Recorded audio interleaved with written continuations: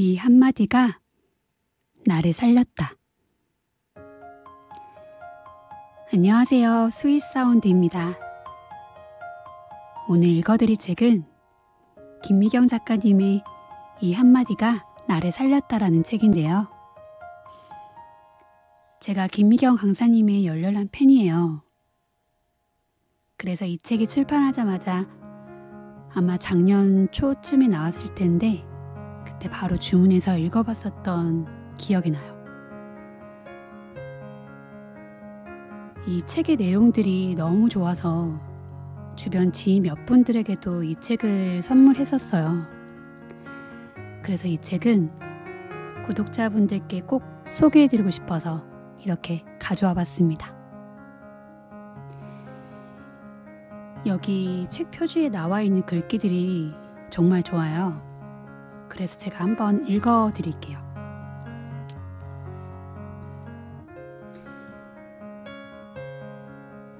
넌 괜찮은 사람이야.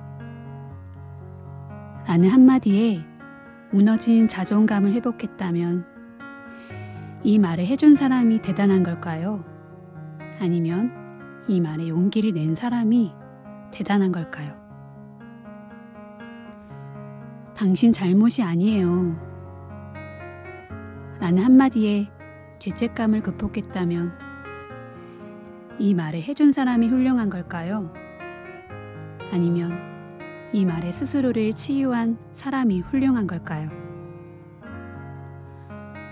만약 제 한마디로 용기를 얻었다면 그건 말이 감동적이어서가 아니라 당신이 혼자서도 충분히 일어설 수 있는 사람이기 때문이에요.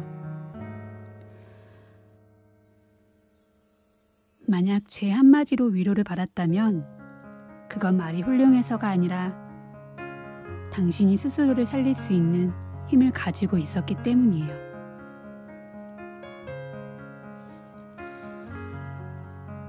만일 나의 한마디로 용기를 얻었다면 당신은 이미 혼자서도 충분히 일어설 수 있는 사람입니다. 평범한 말 한마디가 일상을 넘어 인생을 바꾸는 특별한 경험. 저와 함께 가보실래요?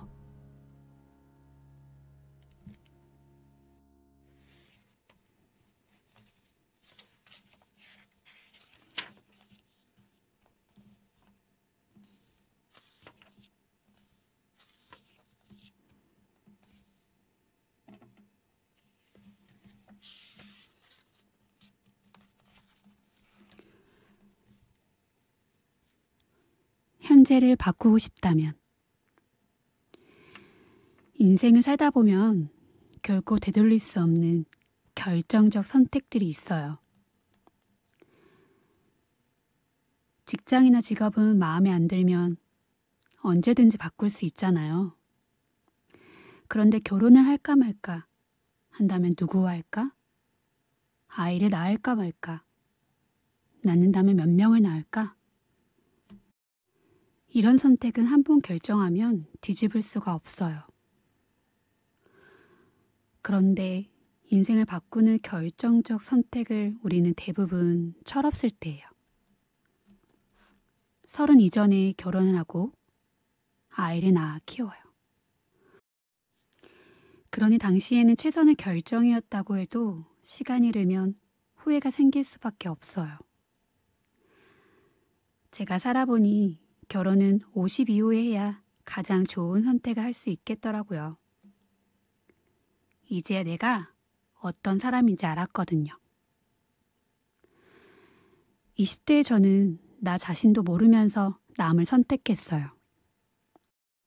내가 어떤 삶을 살고 싶은지 생각도 안 해보고 결혼 안에 내 인생을 밀어 넣었어요. 아이를 낳고 너 이제부터 엄마 해? 이렇게 한 번도 생각해보지 않은 엄마의 삶을 강요했어요. 그러니 마음에 들 리 있나요? 그때 이런 선택을 했다면 더 좋지 않았을까? 후회의 마음이 드는 게 너무 당연해요. 하지만 한 번 내린 결정은 되돌릴 수 없어요. 아무리 간절히 원해도 과거로 돌아가는 건 불가능해요. 지금 우리가 할 수 있는 건 다른 선택을 하는 거예요. 저는 그걸 수정이라고 불러요. 너무 어린 나이에 결혼과 출산을 결정한 저는 과거의 선택을 후회하는 대신 나 자신을 알기 위해 책을 읽고 공부를 했어요. 지금보다 더 의미 있는 내가 되기 위해. 돈 잘 버는 피아노 학원 선생님 대신 돈 못 버는 강사라는 직업을 선택했죠. 과거의 결정에 얽매이지 않고 내가 원하는 방향으로 나아가기 위해 수없이 다른 선택을 하면서 내 삶을 조금씩 수정한 거예요. 저는 지금도 하루하루를 수정 중이에요. 내가 어디에 머물러야 행복할지, 나는 앞으로 어떻게 살고 싶은지, 나에게 매일 물어보면서 제 선택을 수정해 나가요. 만약 지금 내 삶이 만족스럽지 않다면 과거에 잘못된 선택을 했기 때문만은 아닐 거예요. 선택 이후에 살아온 나의 하루하루를 내 마음에 맞게 수정하지 않았기 때문일 겁니다. 혹시 과거의 어떤 선택이 후회스러운가요? 그렇다면 나를 위해 수정하는 하루를 살아보세요. 만족스러운 미래는 오늘 나의 수정으로 결정됩니다.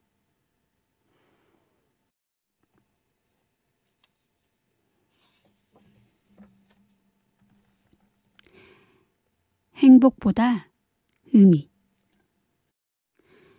좋은 삶의 기준은 무엇일까요? 많은 사람들이 행복을 떠올릴 거예요. 너는 성공하려고 태어난 사람이야. 이 말은 쉽게 동의하기 어렵지만 너는 행복하려고 태어난 사람이야. 이 말에는 왠지 고개를 끄덕이게 되잖아요. 그런데 저는 행복도 아니라고 생각해요. 행복이 궁극적인 삶의 목표라고 하기에는 설명하기 어려운 자발적 불행이 너무 많거든요. 아이를 낳고 키우는 건 힘들고 고통스러운 일이에요. 그럼에도 많은 여성들이 기꺼이 이 힘듦을 선택해요. 첫째를 낳고 키우면서 죽을 만큼 고생하고도 또다시 둘째와 셋째를 낳고 싶다는 생각을 하는 거예요. 저에게 책을 쓴다는 건 괴롭고 힘든 일이에요. 한 줄 쓰고 좌절하고 두 줄 쓰고 불행 근처까지 갔다 와요. 내가 어쩌자고 이 힘든 걸 또 시작했을까? 책을 쓸 때마다 내가 나를 쥐어 박아요. 그런데 일정 시간이 지나면 이번엔 어떤 책을 쓸까? 이런 생각으로 즐거워하는 제 자신을 발견해요. 분명 불행한 걸 알면서도 그 선택을 하는 이유는 무엇일까요? 우리는 행복하기 위해 사는 게 아니라 의미 있는 존재로 살고 싶기 때문이에요. 인생을 살다 보면 다양한 감정을 느끼게 돼요. 그 안에 행복이나 기쁨만 있는 게 아니에요. 불행, 슬픔, 인내, 괴로움 같은 것도 함께 있어요. 이 모든 감정을 다 합쳐서 내 인생이에요. 이 모든 감정을 내 삶에 끌어안아야 비로소 내 인생의 의미를 발견할 수 있어요. 행복이라는 단 하나의 감정에 내 인생을 묶어버리면 행복하지 않을 때 내 삶은 공허하고 비루해져요. 하지만 좋은 삶의 기준을 의미로 규정하면 행복에도 의미가 있고 불행에도 의미가 생겨요. 출산의 고통을 잊을 만큼 아이 때문에 행복하고 책을 쓸 때의 괴로움을 잊을 정도로 책 쓰는 과정이 즐거워요. 행복과 불행이라는 대립되는 감정이 공존할 때 우리는 비로소 내 삶의 의미를 만날 수 있어요. 살면서 내 삶이 불행하다고 느껴질 때 나 지금 잘 살고 있는 걸까? 이렇게 묻지 말아요. 나 지금 의미 있게 사는 걸까? 이렇게 물어봐 주세요. 질문이 달라지면 답이 달라집니다. 책 읽는 실력. 꿈이 뭐예요? 하고 싶은 게 뭔가요? 혹시 이 질문에 선뜻 답하지 못하겠다면 일단 책을 읽으세요. 아무리 생각해도 내가 뭘 하고 싶은지 모른다는 건 내 머릿속에 생각의 재료가 없다는 뜻이에요. 그럴 때는 일단 채워야 합니다. 생각의 재료를 채우는데 책만큼 좋은 게 없거든요. 일단 책을 읽다 보면 힌트가 하나 둘씩 생길 겁니다. 그리고 생각의 발동을 걸기 시작하겠죠? 머릿속에 떠다니는 생각의 재료들이 서로 다양한 조합을 만들고 해체하는 과정에서 내가 원하는 답을 찾아낼 거예요. 뭔가 배우고 싶지만 시간과 돈이 없다고요? 그럼 책을 읽으세요. 책을 읽다 보면 수많은 힌트를 만나게 되고 그중 상당수는 새로운 나를 만나는 거예요. 다른 사람의 아픔에 함께 눈물을 흘리며 타인에게 공감하는 나를 만나기도 하고 누군가의 깨달음에 깊이 몰두하며 평소에는 생각조차 안 해본 일들을 고민하기도 하고 새로운 도전에 성공한 사람들의 이야기를 읽으며 나만의 새로운 도전을 꿈꾸기도 합니다. 책을 읽는다는 건 곧 나를 만난다는 겁니다. 일상에서는 절대 만나지 못하는 상상력이 풍부한 나, 모험을 즐기는 나를 책을 읽으며 수없이 만나는 거죠. 그 만남이 나의 일상을 풍요롭게 해주고 때로는 새로운 도전의 시작이 되기도 합니다. 혹시 요즘 외롭거나 자존감이 낮아진 것 같나요? 그렇다면 책을 읽어보세요. 어떻게 살아야 잘 사는 삶인지 헷갈릴 때, 나 자신을 위로하고 싶은데 방법을 모를 때, 책을 읽으면 많은 문제가 해결됩니다. 이까지 책 무슨 도움 되겠어?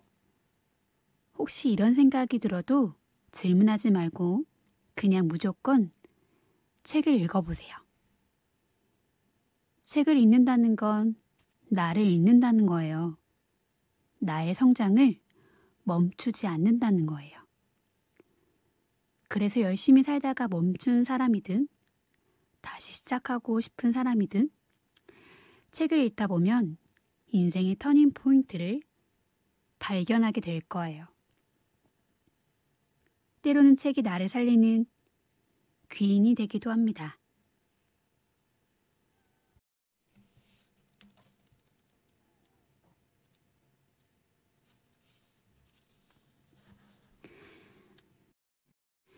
누군가를 이해하기 어려울 때, 내 주변의 누군가를 도무지 이해할 수 없어서 자꾸 미워하게 되고 마음이 힘들었던 경험, 살면서 한 번쯤은 있으실 거예요. 이해할 수 없는 대상이 가족이거나 너무 가까운 사람이라면 마음의 괴로움은 한층 더 커집니다. 제 인생에도 그런 사람이 한 명 있었어요. 바로 아버지예요.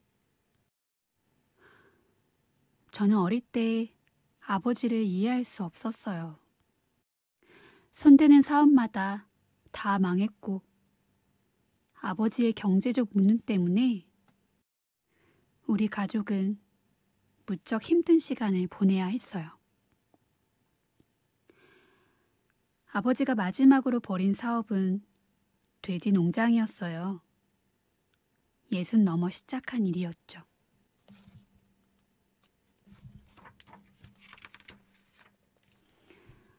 하루는 아버지를 뵈러 농장을 찾아갔는데 그곳에서 엄청난 장면을 보게 됐어요.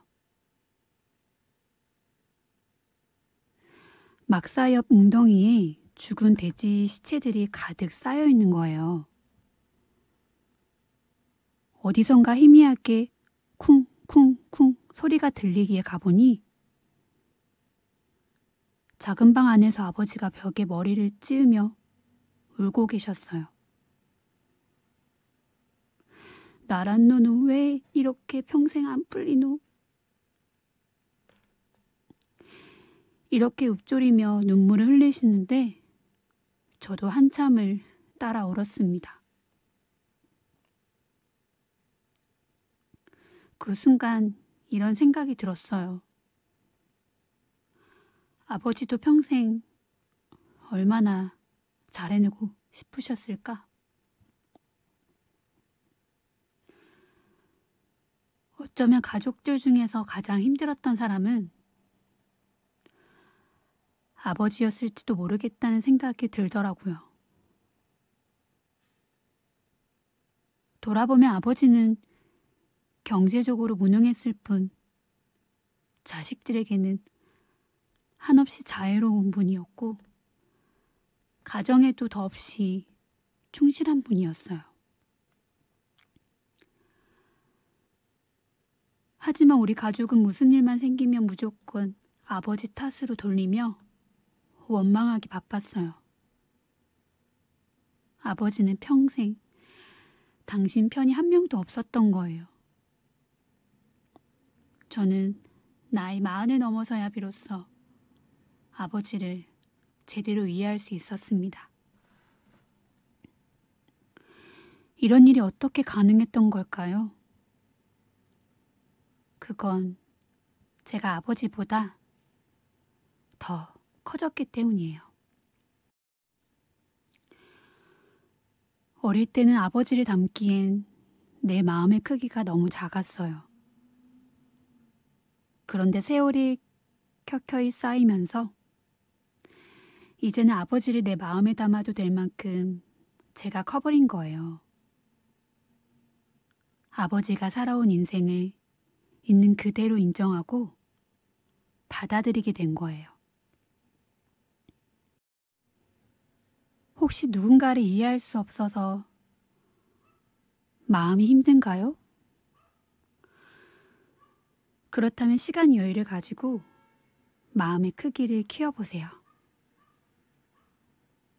상대방의 허물마저도 온전히 담을 수 있을 때까지 말이에요. 내가 누군가를 품을 수 있는 만큼 성장하면 원망의 대상도 이해의 대상이 됩니다. 형제 자매 간에 우애 있게 지내려면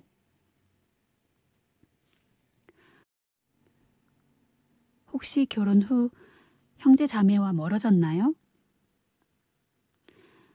우애 있게 지내면 더없이 좋겠지만 아무래도 각자의 가정을 꾸리고 살다 보면 한 집에서 살던 때와는 달리 연락도 뜸해지고 사는 방식도 달라져서 때로는 남보다 낯설게 느껴질 때도 있을 거예요. 그럼 결혼 후에도 우애 있게 지내려면 무엇을 어떻게 해야 할까요? 내 기준으로 판단하지 말아야 해요. 형제 자매라 해도 공통분모는 한 부모 아래에서 나고 자란 것뿐 사실 태어날 때부터 전혀 다른 별개의 생명체예요. 성격도 다르고 가치관도 다르고 직업도 달라요. 결혼 전에는 각자 학교 생활과 직장 생활에 집중하느라 형제 자매와 시간을 함께 보내는 경우가 별로 없어요. 그러다 결혼하고 어느 정도 자리를 잡게 되면 그때부터 서로의 인생에 대해 참견을 시작합니다. 너희 남편 그 정도 벌어서 집 장만을 할 수 있겠니? 너희 애들 그 성적으로 대학은 들어갈 수 있겠어? 피를 나눈 형제 자매라는 이유로 거침없이 독한 말들을 쏟아내는 경우가 생각보다 많더라고요.